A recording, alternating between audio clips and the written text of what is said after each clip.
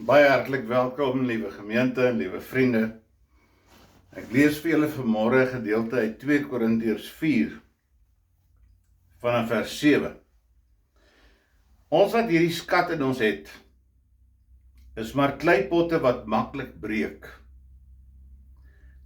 Die krag wat alles oortref, kom dus van God en nie van ons nie.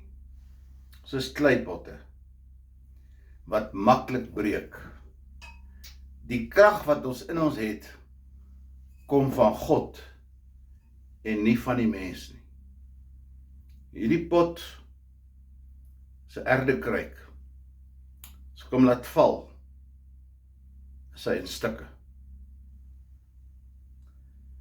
In alles word ons verdruk, maar ons is nie terneergedruk nie.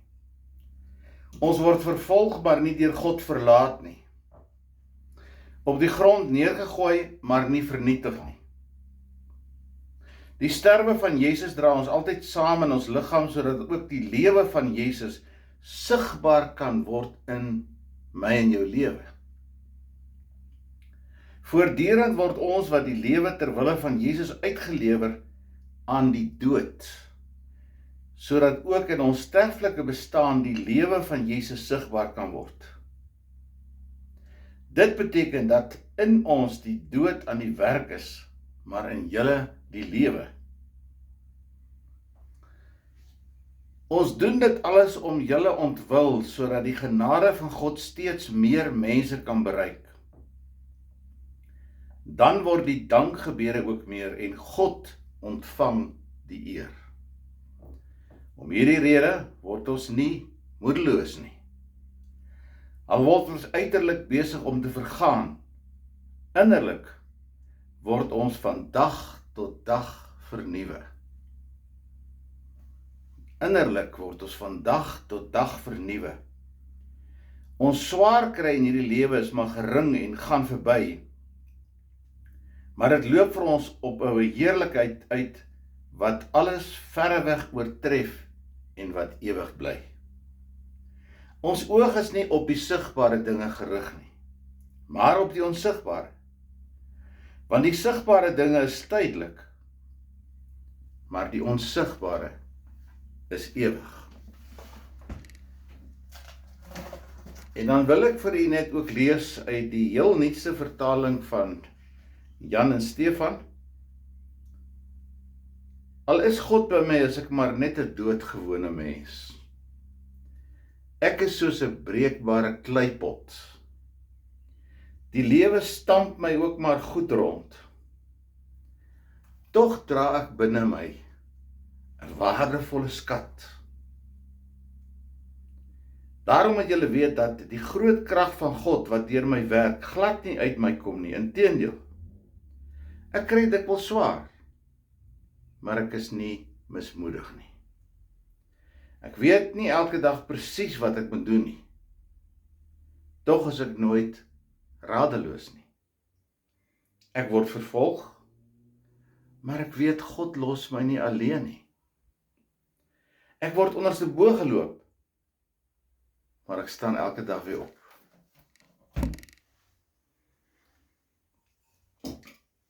Nou, u sal seker weet van die dooie see-rolle, wat in 1947 daar by die Qumran-grotte gevind is in Israel. Wat gebeur het in klein seentjie wat 'n bokwagter was,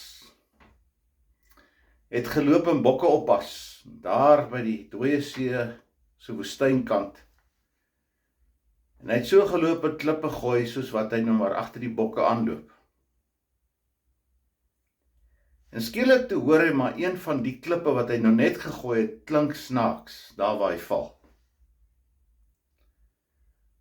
En die seentjie het gaan kyk en hy sien my jene, maar hier's 'n grot.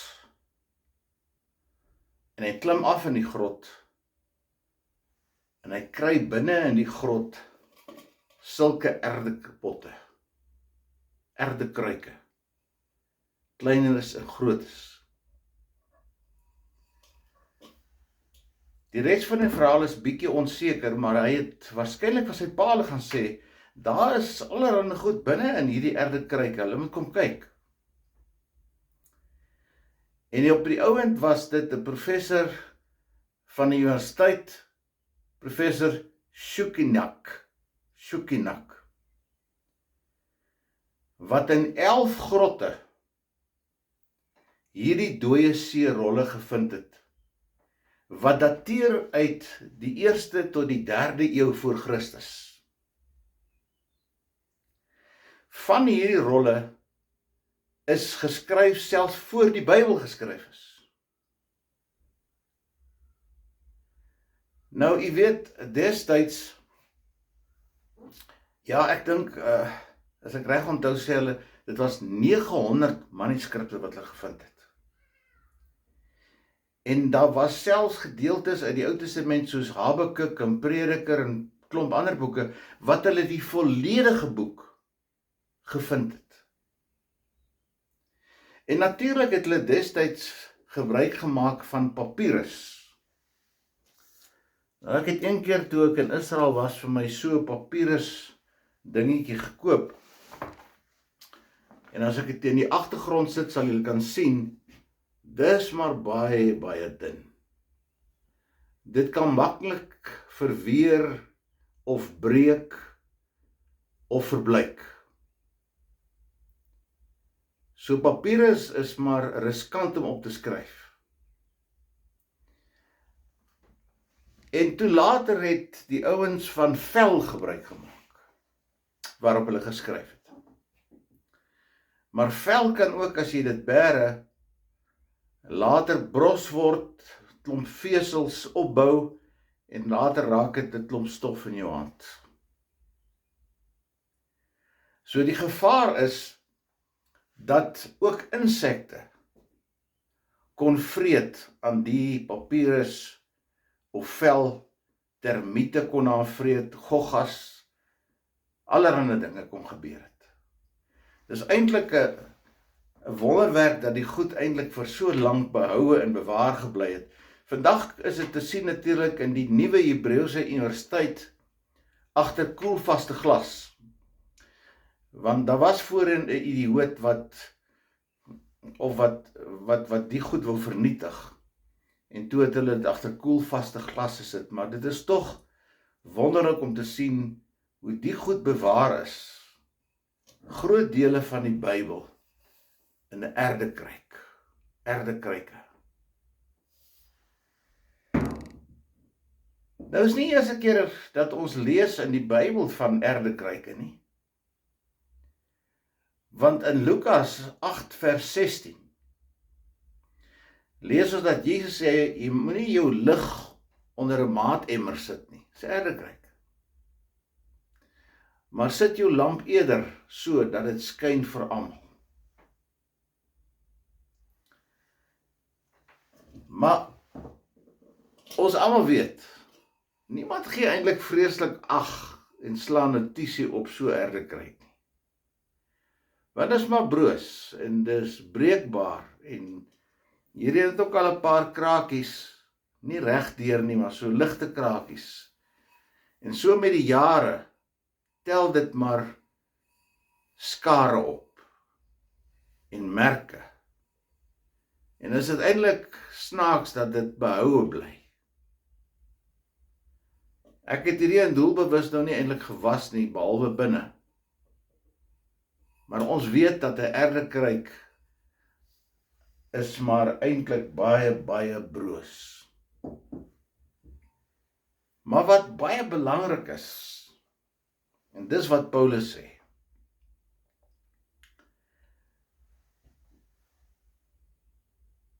ons is soos erdekruike. Maar nou moet ek vinnig verwys na 'n paar ander tekste. In Galasiërs 2 vers 20 sê Paulus, ek leef nie meer nie, maar Christus leef in my. In 2 Korintiërs 5 vers 15 sê Paulus, ons is die wierook wat brand in omdat Christus in ons is. Nog ergens in Galasiërs 1 vers 15 sê Paulus, voor my geboorte, was ek eintlik 'n erdekruik wat Christus moes huisves. Het gaan eintlik amper jou verstand te bowe. Met ander woorde, dit gaan net daaroor dat ons as mense, as te ware in hierdie liggaam van ons, en dis ook om Paulus in Korintiërs praat, Korintiërs 6, sê hy, ons is liggame wat die tempel van God is, waarin die Gees van God wil woon en wandel en werk. En ons is die houer waarin Christus homself wil huisves. En ons met die, kyk, Genesis 1 sê, God het ons gemaak as beelddraers. En die woordjie shalom beteken vensters. Sodat as die wêreld na ons kyk, moet hulle God binne in jou raak sien. Dis 'n verskriklike verantwoordelikheid. Maar ook 'n voorreg. Want ek moet Christus vertoon. Ek moet die beeld van Christus uitdra. En tog is ek so breekbaar en broos. En daarom noem hy hierdie klomp goed.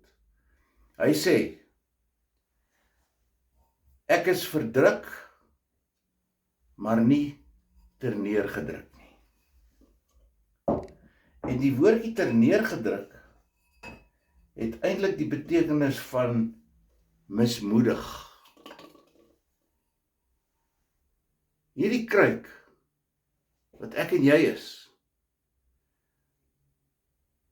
word deur allerlei omstandighede rondgegooi en hy sê ook, ons word soms omgestamp. Ons word soms hard gestamp. Maar ek en jy moet onthou, ons dra hierdie skat, hierdie lig van Christus in ons. Verdruk maar nie terneergedruk of nie mismoedig nie. Verleë, ja, as 'n mens nie soms verleë, dat jy nie weet wat om te doen aan jou omstandighede, aan mense wat jou seer gemaak het, aan mense wat jou te nagekom het. Maar, ek gee nie raad op of moet op nie. Want die lig van Christus, hier binne in my, gee my die diep innerlike krag, wat 'n mens se verstand te bowe gaan skryf in Filippense, né?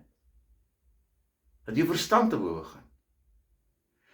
Jy sê baie keer vir mekaar, ek weet nie hoe het ek daardeur gekom nie.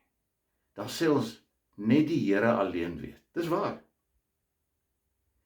Want menslik is daar baie keer kere in my lewe wat ek nooit dit so gemaak het nie.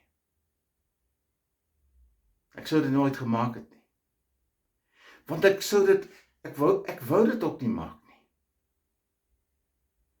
Maar dan kry ek krag van hierdie lig wat binne in my is, van die krag van Christus wat in my werk. Ek word soms omgestamp. Onthou jy wat ek vir u gelees het? Wat skryf hulle in die nuwe vertaling? Ek word onderste bo geloop, maar ek staan elke keer weer op.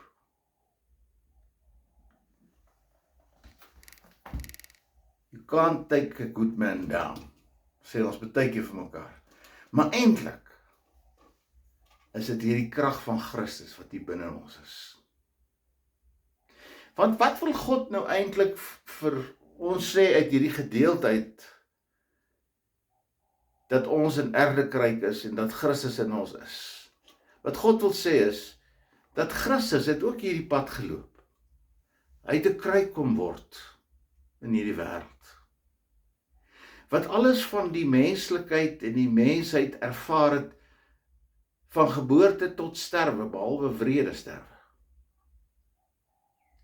Maar hy het ook dinge ervaar van maats wat lelik is met hom, Ons lees dit in die kinderevangelie van Thomas. Ons lees ook dat hy hom soms vererg het en dat hy soms moedeloos was. Ons lees van 3 keer wat ek in die Bybel ten minste lees, dat hy bitterlik gehuil het en trane uitgebars het. En onbeheerst gehuil het staan daar. Matteus 27 toe Jerusalem binne ry, bedonkie se rug en hy sien die mense verstaan nie wat hy eintlik kom doen het op aarde nie. Toe bars hy in trane uit. By Lazarus se graf, alhoewel hy geweet het hy gaan Lazarus kan opwek, snik hy na sy asem van hartseer. Hy het ook dit kom word. 'n kruik wat verganklik is, wat gebreek kan word, wat die merke van die lewe in hom toon. En ons almal se lewe loop daai pad. Ons almal. As jy nie vroeg doodgaan nie, dan word jy stadig oud en kan die merke en die plooie in jou gesig en aan jou liggaam gesien word. Want die liggaam is verganklik. Die skat hier binne-in maak my lewe nog.